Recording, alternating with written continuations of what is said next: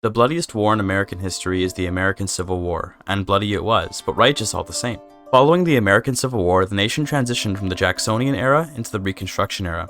Reconstruction was all about enforcing the rules of the Union upon the defeated secessionist states, while also working to ensure that the issues which divide the North and the South are addressed.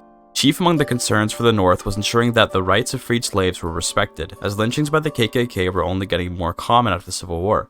At the same time, too much Northern aggression about enforcing the law might reignite tensions, and thus, Reconstruction became more about ensuring the country stayed together and appeasing former slave owners rather than protecting freed slaves. At least they tried, I suppose. Regardless of your opinions, Victoria 3 grants us the opportunity to decide exactly how Reconstruction happens, if we should let it happen, which we will do in this video. The only difference between what I'm doing and history is that I will not be reconstructing my relationship with the Dixie planters, but instead my relationship with the Afro-Americans, who don't deserve what those Confederate traitors are doing to them. In fact, we'll be turning the tables on the Southerners by counter-enslaving them, even if it more or less undoes the whole purpose of the Civil War. Going into this, I'm unsure of exactly how creating slave pops works, so I'm hoping it's simple, but speaking from the future after writing the script, it is not so simple. Let's get into it. If you've seen my now quite out-of-date America videos, then you know that I have what I consider to be an optimal opening. Max out taxes and get some consumption taxes, build up tools, iron, and coal only in free states, and immediately puppet Mexico. It doesn't matter if France or Britain join the war to keep Mexico safe because you can just naval invade Veracruz. Get to Mexico City and wait until you win. This is a high infamy war, but because we're not going to be going to war for a long time, we might as well sit and decay that infamy for the next while. Mexico is important because they have dyes, and will have rubber later, as well as just being a country the other Europeans might interfere with, which we don't want them interfering with. It's January 1st, 1836, we haven't unpaused yet. Mobilize the generals, activate some conscripts, and wait until the war happens. I don't think Mexico ever backs down in this war, but if they do, then congratulations on a free Mexico. When the war happens, they will invade Veracruz and Jalisco, I guess. You really only need one, but the pincer attack just feels right. If you want to copy everyone completely, then you'll have to luck into an election event that gets Andrew Jackson killed. That makes Andrew Jackson in this timeline both the first president to have had an attempt assassination, and the first president to have had 2 assassination attempts, and the first president to have been assassinated, in general. Nice hat trick. Also, yes, I see in the event that he died of old age, but it's funny like this, trust me. I'm running with the headcanon that our new president, Gatsby Gray, is the one that killed him, considering the opposed nature of their ideologies. Anyway, the war goes on. During the war, the election comes out to a Democrat victory, despite Andrew Jackson's death, which puts Henry French up as the new president. Gatsby Gray, you will be missed. Henry French is a pacifist, so his first action as president was to check on the war situation with his generals, and they confirmed Mexico's imminent surrender, which came in February of 1837. Finally, the path to liberalism is complete, with Mexico subjugated. Sorry, these events keep happening like dominoes, so it's giving the impression they're correlated. The next pacifist policy on the docket is to conquer Texas. Seems like John Calhoun wasn't happy with all this pacifism though, as a coup against the government came to a head while Union soldiers occupied the Republic of Texas. I'll be honest with you, I've never had a coup before in my 556 hours of Victoria 3. To be fair, about 90% of those hours are from before this mechanic was implemented, but whatever. Texas is conquered, it's time to ban slavery, but I fully intend to start a civil war. This is what I consider a pretty strong American opening. There's buildings you can see in the top right throughout the section that I've been building basically just tools, coal, and iron. These 3 things are basically the backbone of every economic system in the game, so building them is an easy choice. Let's get into the Civil War and preparations for it. Immediately upon attempting to ban slavery, John Calhoun's cooing party left government and began an insurrection. For now, the land which the potential Confederacy would separate with is quite small, which is nice. The smaller the Confederacy, the better for me, since I want the Civil War to happen, but I do also want it to be easy and quick. In fact, I need it to be quick. You'll see why. I got the event in 1838 that makes one of the interest groups either an abolitionist or a slaver, and I chose to add another slaver to my collection because I need the Civil War, even though normally having another abolitionist would be better, so banning slavery would go faster. Our new slaver is Henry French, who you might remember is the President of the United States currently. This is a wacky world. The rural folk did leave government because of this, although Henry French remained president anyway, which meant I was now an illegitimate government. This is fine, since once the war starts, interest groups will rebalance. Also, I annexed the Indian Territory just because the Trail of Tears is a pretty pointless journal entry. They backed down, so nothing to say there. Anyway, the Civil War is right around the corner. It could be a tough war, but I have an ace up my sleeve. The great American sabotage of the Confederacy was, in some historians' mind, the first act of the war which was never discussed.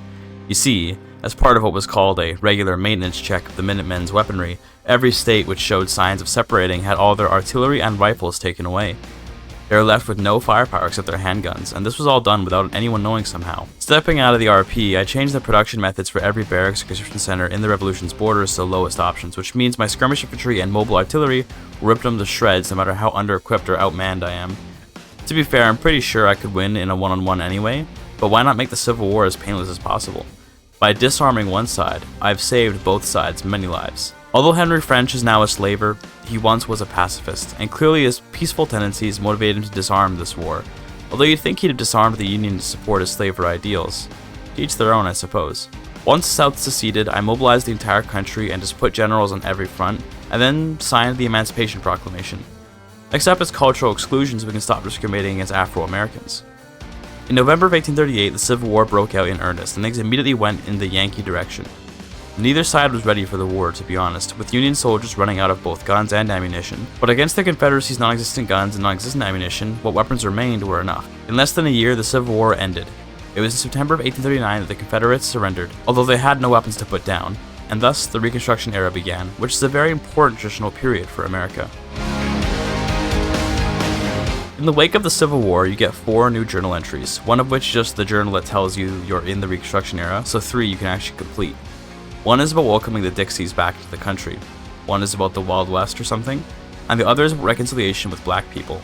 It's pretty easy to do all 3. In fact, I end up doing the Wild West one by accident every time and I don't even know what must be done to accomplish it. The Afro-American journal entry requires you to not discriminate Afro-Americans, which is as simple as passing cultural exclusion, which is what I'm doing right now. The Dixie one requires you to have a certain number of Dixie loyalists in each Dixie homeland state, and you have to make them states again.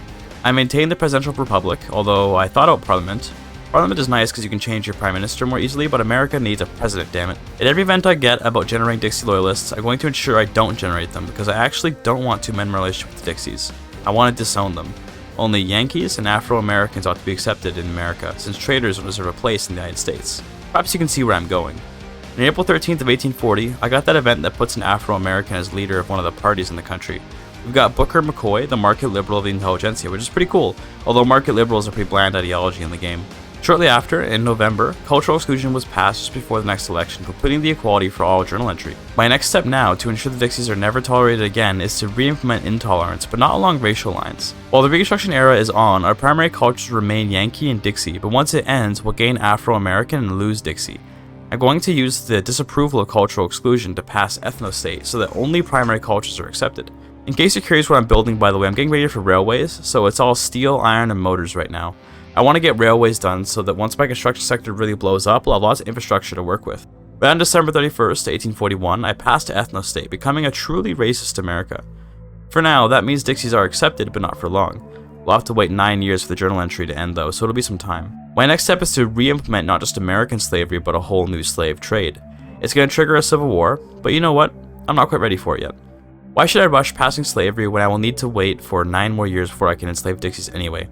I'm going to annex Mexico so I can have a large conscriptable population that I can use in the next civil war. Russia's getting involved, but I don't care much for that since Russia's a bit far away and a bit weak.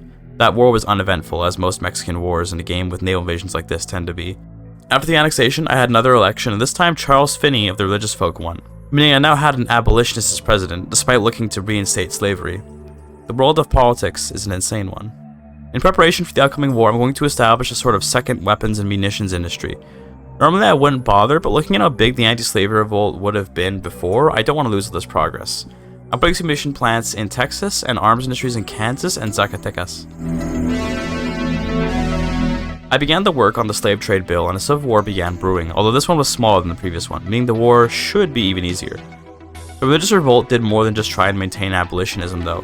They were also looking to implement a monarchy, which I think is pretty funny. It looks like similarly to Henry French, Charles Finney will have to work against his own ideology to end the Civil War. Just like with the last Civil War, I've changed the production methods for the rebelling states to be the lowest level.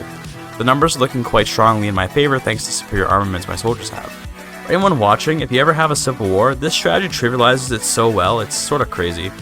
In August of 1846, just 10 years into the game, my second Civil War broke out, this time over both slavery and the maintenance of the Republic. By May of 1847, the war was over and the Northerners cursed the Dixies for their shrewd tactic of removing weapons from the barracks at the last minute. Who could have thought of it? There was immediately another civil war brewing over the desire to enact property to women, but of course the issue of slavery was at the forefront of politics for now. Charles Finney's great leadership during the Civil War resulted in him winning yet another election during his campaign to reinstate slavery. Maybe he was pushing for it as an abolitionist because he needed a cause to fight against? What's the point of being abolitionist if there's nothing to abolish? In November of 1848, the slave trade passed for the first time in a long time.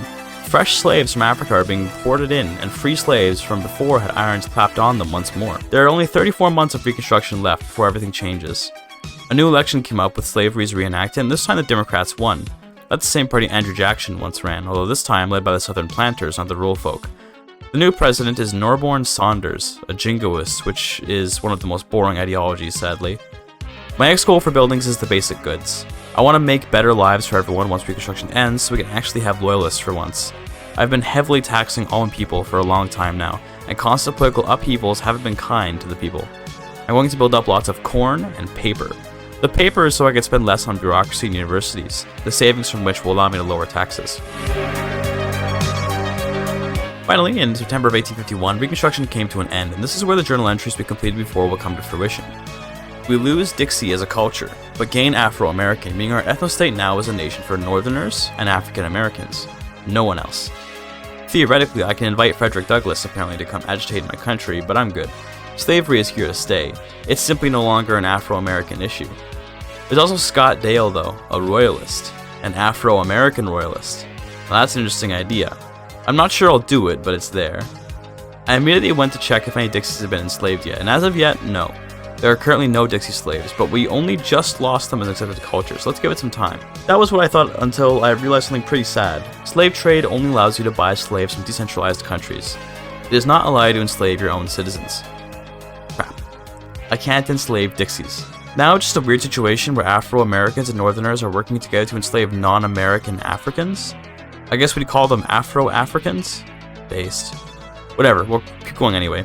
Maybe we can't enslave the Dixies, but we can do something even worse to them. We would treat them so lowly they will be forced to watch as noble Afro-Americans rule plantations and use slaves of their own. The Dixies will watch what they once had enter the hands of the people that once exploited to make it happen, and then not be able to enjoy the fruits of it. This is the part of the run where, in theory, I've accomplished my goal more or less. My goal with this run was to sunder the relations between North and South and instead prop up African Americans as the new second half of American society. I've certainly done this, but what else can we do with this country? What advantages does having Afro-American primary culture give us? Nothing really, except that any state in Africa we can turn into a state in just 5 years, and Liberia we can make into a state in 2 years. That's not a bad thing, to be honest, but it's definitely not a huge bonus. I'm going to try playing as far as I can while maintaining slavery so I can see how it affects things in general. In my experience, slavery tends to not be a very effective economic model, so you need more and more skilled workers over time. So for that reason, I expect slavery to eventually be quite counterproductive. To be honest though, is slavery ever good to have in this game? I suppose it'll contribute to profits in a business, and those profits will enrich the owners of the business, but does that really matter much?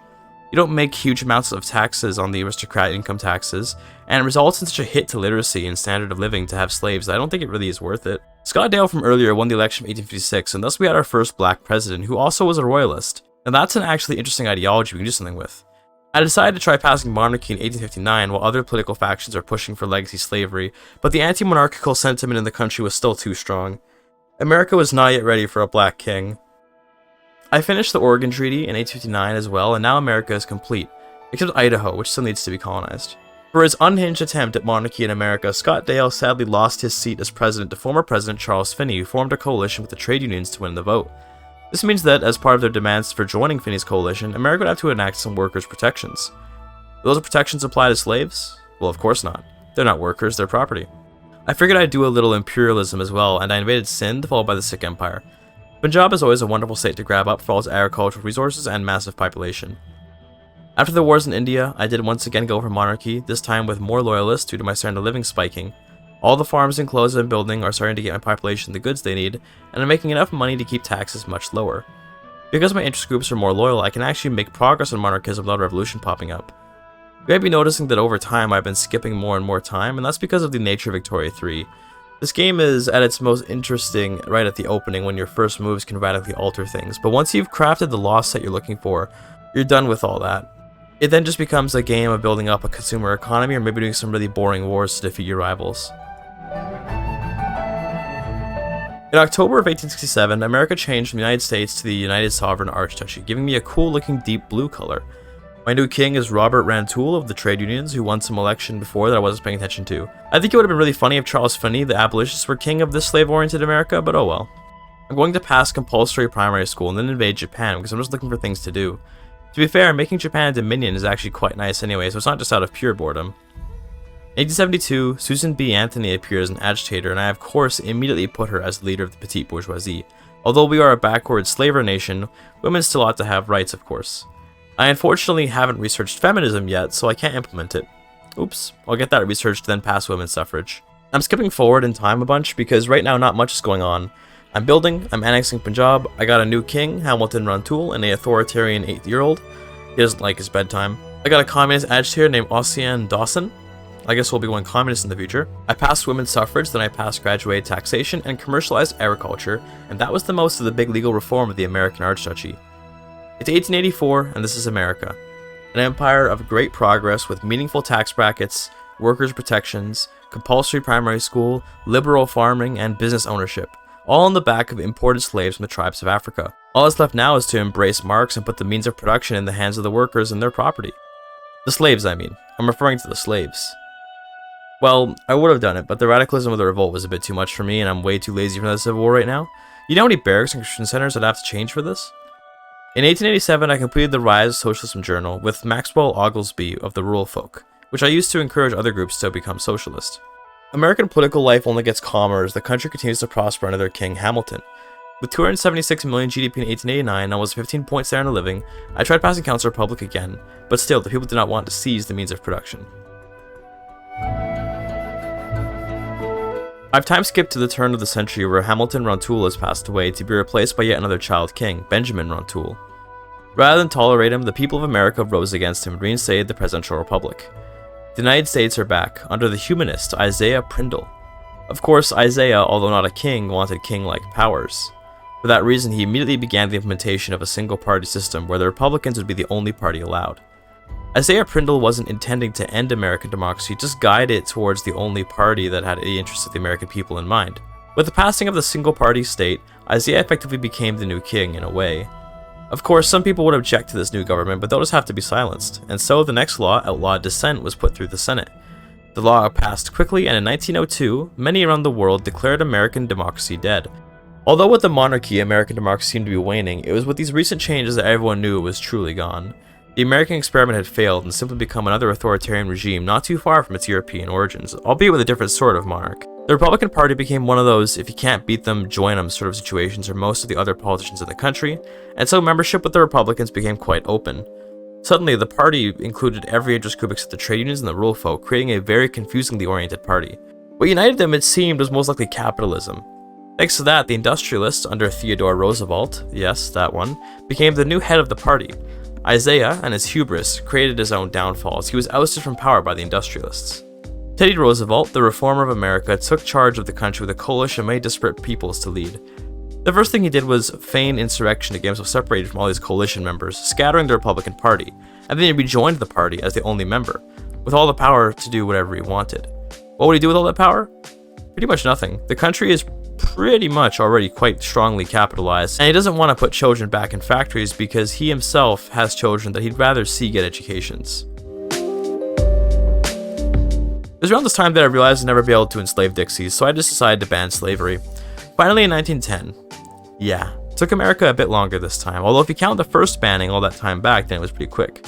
We just took a few steps backward before sticking with the forward step. In 1916, despite being the head of the industrialists, Roosevelt was able to pass the Council Republic law, and thus America had become communist, at least governmentally. For now, there's no cooperative ownership or farming. I got cooperative ownership in 1920, and I realized at this point, it would have been really funny to pass that while still having slavery. Imagine the workers in a factory collectively owning each slave or something. I shouldn't have banned slavery. Oh well, too late now. I puppeted the Netherlands and then Belgium just because they were available, but I had no real reason to. I'm just doing stuff while I pass anarchism. I did so in 1922 as the Conquest of Bread event popped up. Next I was multiculturalism, which will finally cement a truly perfect society, and I owe it all to slavery. The next couple of years I just kinda idled around waiting to see if anything interesting happened, but by this point I've been playing for 10 hours and I gave up the ghost in 1928. I got my standard living up to 27 and my GDP to 1.7 billion. This isn't as good as my other America video where I did a social democracy, but to be fair to me, GDP isn't inflated by an improper calculation this patch, and I wasn't trying nearly as hard. I also had multiculturalism basically right from the start in that game, which let my pops not be discriminated ever and make much more money. My population here is 216 million, and in that video it was 125 million by the end, which also meant fewer people to take care of. There's more copium I could huff, but alas, let's not bother. As is normal in this game, the only part of the Earth with any prosperity is just the parts that I control, since the AI is incompetent, as well as Canada, since their population is low. Even my colonies in Mauritania, the Congo, and South Africa are doing better than mainland Europe. That's all for the Dixie rejecting America of this world. The main uniting factor of this America is that its presidents seem to always fight against their own interests for some reason, with abolitionist presidents reenacting slavery and slaver presidents banning it. We even had the industrialist single-party state implementing a communist utopia. I guess Teddy Roosevelt's capitalist ideas went so hard they broke the meter, had a stack overflow, and flipped back to radical anarcho-communism. This prosperous, dominant America owes its prosperity to the Afro-Americans and Yankees that stood against the rebelling Dixies of the South. I couldn't enslave the Dixies, but I was able to take away all their power and influence up until the end of the game, where discrimination was lifted for everyone. This is one of the rare Victoria 3 ideas I got that I thought would be fun enough to try, and I did enjoy the chaos of what happened in this run, but rest assured, Victoria 3 still very much bores me past the first 15 to 20ish years. Past 1900, the game runs so slowly I don't ever want to play it, but I stuck through it pretty far for you guys. I could have made a much better country, but I was making memes here, not making a guide per se. I think I'll fight through and create some guides for countries again that are updated for current patches, since basically all my Victoria 3 videos are outdated. See you guys for those. In the meantime, CK3 story is coming soon, and EU4 maybe, we'll see. EU4 hasn't been pulling me in recently, so maybe see those. Regardless, I appreciate you putting in the time to watch this, and I hope you enjoyed. Thank you for your time.